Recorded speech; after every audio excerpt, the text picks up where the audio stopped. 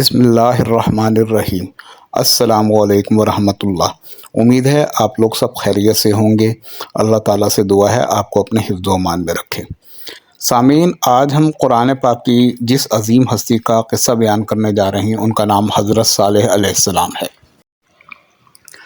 آپ کی زندگی کہانی ہمیں آپ کے صبر، ہمت اور اللہ تعالیٰ پر یقین کی مثال دیتی ہے۔ اس قصے کے ذریعے ہم جانیں گے کہ آپ کے قوم نے کیسے انکار کیا اور پھر اللہ کے عذاب سے دوچار ہوئی۔ آئیے اس قصے کو سنتے ہیں اور اس سے کچھ سبق حاصل کرتے ہیں۔ قرآن پاک کے مزید دلچسپ اور سبق آموز واقعات سننے کے لیے ہمارا چینل سبسکرائب کرنا نہ بھولیے گا۔ قرآن عزیز میں حضرت صالح علیہ السلام کا نام 8 جگہ کچھ اس طرح آیا ہے۔ سورہ اعراف آیت نمبر 73، 75، 77، سورہ ہود آیت نمبر 61، 62، 66 اور 89 اور سورہ شورى آیت نمبر 142۔ حضرت صالح علیہ السلام جس قوم میں پیدا ہوئے اس کو سمود کہتے ہیں، اور سمود کا ذکر 9 صورتوں میں کیا گیا ہے۔ سورہ اعراف، سورہ ہود، سورہ حجر، سورہ نمل، فصلت، سورہ نجم، سورہ قمر، سورہ حاقہ اور سورہ شمس۔ سمود سے حضرت نوح علیہ السلام تک 2 قول ہیں۔ اول سمود بن عامر بن ارم بن سام، دوم سمود بن عاد بن اوس بن ارم بن سام بن نوح علیہ السلام۔ بہرحال ان دونوں روایتوں سے یہ بات بالکل ثابت ہے کہ قوم سمود بھی سامی اقوام میں ہی سے ایک شاخ ہے۔ یہی وہ افراد قوم ہیں جو عاد اولیٰ کی ہلاکت کے وقت حضرت ہود کے ساتھ بچ گئے تھے، اور یہی نسل عاد ثانیہ کہلائی۔ سمود کہاں آباد تھے اور کس خطہ میں پھیلے ہوئے تھے؟ اس کے متعلق یہ طے شدہ امر ہے کہ ان کی آبادیاں ہجر میں تھیں۔ حجاز اور شام کے درمیان وادی قرا تک جو میدان نظر آتا ہے یہ سب ان کا مقام سکونت ہے اور آج کل فج الناقہ کے نام سے مشہور ہے۔ سمود کی بستیوں کے کھنڈرات اور آثار آج تک موجود ہیں، اور اس زمانے میں بھی بعض مصری اہل تحقیق نے ان کو اپنی آنکھوں سے دیکھا ہے۔ ان کا بیان ہے کہ وہ ایک ایسے مکان میں داخل ہوئے جو شاہی حویلی کہلاتا ہے۔ اس میں متعدد کمرے ہیں اور اس حویلی کے ساتھ ایک بہت بڑا حوض ہے، اور یہ پورا مکان پہاڑ کاٹ کر بنایا گیا ہے۔ سمود کے متعلق بعض لوگوں کا گمان ہے کہ یہ یہود کا ایک گروہ تھا جو فلسطین میں داخل نہیں ہوا تھا اور یہیں بس گیا تھا۔ کچھ لوگ یہ خیال کرتے ہیں کہ یہ ان عمالقہ میں سے تھے جن کو مصر کے بادشاہ نے شہر بدر کر دیا تھا، اور چونکہ مصر کے زمانے میں فن سنگ تراشی میں انہوں نے کمال حاصل کر لیا تھا، اس لیے ہجر جا کر پہاڑوں اور پتھروں کو تراش کر بے نظیر عمارات تعمیر کی اور عام رائج طریقہ پر بھی محل بنائے۔ قرآن پاک میں بیان ہوا ہے، تم اس وقت کو یاد کرو کہ تم کو خدا نے عاد کے بعد ان کا قائم مقام بنایا، تم کو زمین پر جگہ دی کہ تم اس کی سطح اور نرم حصوں پر محلات بناتے ہو۔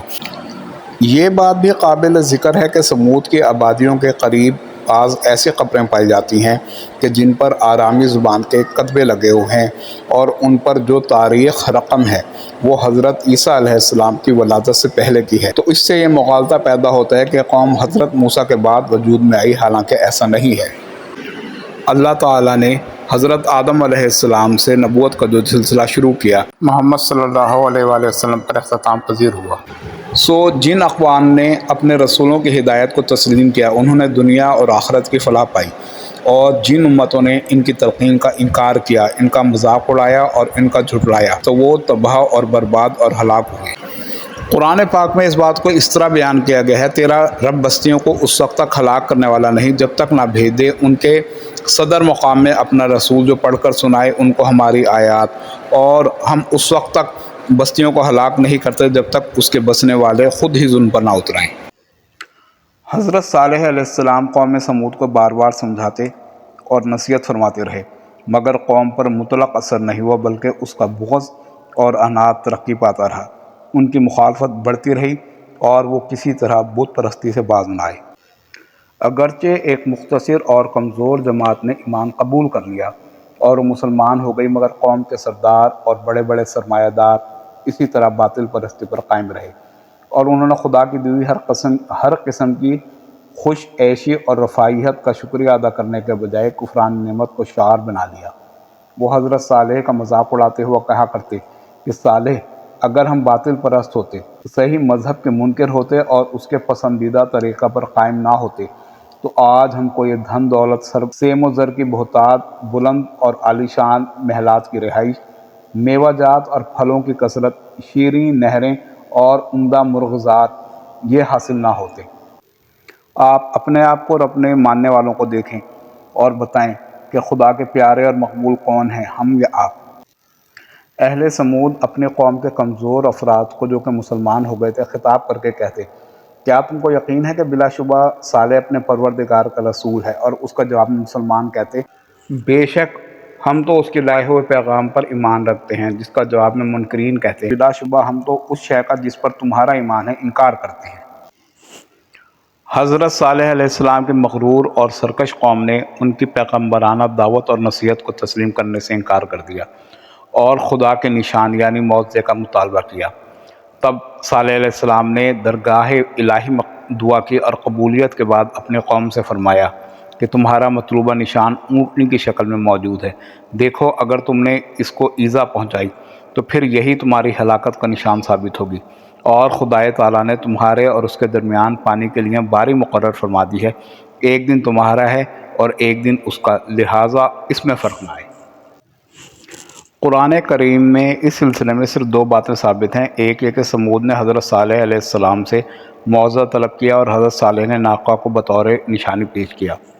دوسرے یہ کہ حضرت صالح نے قوم کو ہدایت کر دی تھی کہ وہ اس کو ضرر نہ پہنچے اور پانی کی باری مقرر کر لیں کہ ایک دن ناقہ کا ہوگا اور دوسرا قوم کا، اور اگر اس کو نقصان پہنچایا تو یہی قوم کی ہلاکت کا نشان ہوگا۔ چنانچہ انہوں نے ناقہ کو ہلاک کر دیا اور خدا کے عذاب سے خود بھی ہلاک ہو گئے۔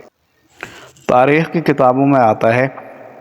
کہ جب حضرت صالح کی قوم ان کی تبلیغ کے حق سے اکتا گئی تو ان کے سرکردہ لوگوں نے قوم کی موجودگی میں مطالبہ کیا کہ اے صالح، اگر تو واقع خدا کا رسول ہے تو کوئی نشانی دکھا تاکہ ہم تیری صداقت پر ایمان لے آئیں۔ حضرت صالح نے فرمایا کہ ایسا نہ ہو کہ نشان آنے کے بعد بھی انکار پر مصر اور سرکشی پر قائم رہو۔ قوم کے ان سرداروں نے باتاکید وعدہ کیا کہ ہم فوراً ایمان لے آئیں گے۔ تب حضرت صالح نے انہی سے دریافت کیا کہ وہ کس قسم کا نشان چاہتے ہیں۔ انہوں نے مطالبہ کیا کہ سامنے والے پہاڑ میں سے یا بستی کے اس پتھر میں سے جو کنارے پر نصب ہے ایک ایسی اونٹنی ظاہر کرو جو کہ گابن ہو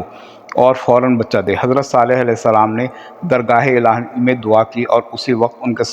ان سب کے سامنے پہاڑ یا پتھر میں سے حاملہ اونٹنی ظاہر ہوئی اور اس نے بچہ دیا۔ یہ دیکھ کر ان کے سرداروں میں سے جندہ بن عمرو تو اسی وقت مشرف با اسلام ہو گیا، اور دوسرے سرداروں نے بھی جب اس کی پیروی میں اسلام لانے کا ارادہ کیا تو ان کے ہیکلوں اور مندروں کے کاہنوں نے ان کو اس سے باز رکھا اور اس طرح باقی دوسروں کو بھی اسلام لانے سے روکا۔ اب حضرت صالح علیہ السلام نے قوم کے تمام افراد کو تنبیہ کی کہ دیکھو یہ معجزہ تمہارے طلب پر بھیجا گیا ہے، خدا کا یہ فیصلہ ہے کہ پانی کی باری مقرر ہو، ایک دن اس ناقہ کا ہوگا اور ایک دن سارے قوم اور اس کے سارے چوپاؤں کا، اور خبردار اس کو کوئی اذیت نہ پہنچے، اگر اس کو آزار پہنچا تو پھر تمہاری بھی خیر نہیں ہے۔ قوم نے اگرچہ اس حیرت زا معجزہ کو دیکھ کر ایمان قبول نہ کیا، لیکن دلوں کے اقرار نے اس کو آزار پہنچانے سے باز رکھا، اور یہ دستور جاری رہا کہ پانی کی باری ایک روز ناقہ کی رہتی اور تمام قوم اس کے دودھ سے فائدہ اٹھاتی، اور دوسرے روز قوم کی باری ہوتی اور ناقہ اور اس کا بچہ بغیر روک ٹوک چراگاہوں میں چرتے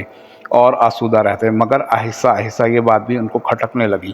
اور آپس میں صلح اور مشورہ کرنے لگے کہ اس ناقہ کا خاتمہ کر دیا جائے تو اس باری والا قصے سے نجات ملے، کیونکہ ہمارے چوپاؤں کے لیے اور خود ہمارے لیے یہ قید ناقابل برداشت ہے۔ یہ باتیں اگرچہ ہوتی رہتی تھیں، لیکن اگرچہ کسی کو اس کے قتل کرنے کی ہمت نہ پڑتی تھی، مگر ایک حسین و جمیل مالدار عورت صدوق نے خود کو ایک شخص مزدہ کے سامنے اور ایک مالدار عورت انیزہ نے اپنی ایک خوبصورت لڑکی قیدار کے سامنے یہ کہہ کر پیش کی کہ اگر وہ دونوں ناقہ کو ہلاک کر دیں تو یہ تمہارے ملک میں ہیں، تم ان کو بیوی بنا کر عیش کرو۔ آخر قیدار بن سالف اور مزدہ کو اس کے لیے آمادہ کر لیا گیا اور طے پایا کہ وہ راہ میں چھپ کر بیٹھ جائیں گے، اور ناقہ جب چراگاہ جانے لگے گی تو اس پر حملہ کر دیں گے، اور چند دوسرے آدمیوں نے بھی مدد کا وعدہ کیا۔ غرض ایسا ہی کیا گیا اور ناقہ کو اسی طرح سازش کے تحت قتل کر ڈالا، اور پھر آپس میں حلف کیا رات ہونے پر ہم سب صالح اور اس کے اہل و عیال کو بھی قتل کر دیں گے، اور پھر اس کے اولیاء کو قسمیں کھا کر یقین دلائیں گے کہ یہ ہمارا کام نہیں ہے۔ اور بچہ یہ دیکھ کر بھاگ کر پہاڑ پر چڑھ گیا اور چیختا اور بولتا ہوا پہاڑی میں غائب ہو گیا۔ صالح علیہ السلام کو جب یہ خبر ہوئی تو حضرت اور افسوس کے ساتھ قوم کو مخاطب ہو کر فرمایا کہ آخر وہی ہوا جس کا مجھے خوف تھا، اب خدا کے عذاب کا انتظار کرو جو 3 دن کے بعد تم کو تباہ اور برباد کر دے گا۔ اور پھر بجلی کی چمک اور کڑک کا عذاب آیا اور اس نے رات میں سب کو تباہ کر دیا اور آنے والے انسانوں کے لیے تاریخ عبرت کا سبق دے گیا۔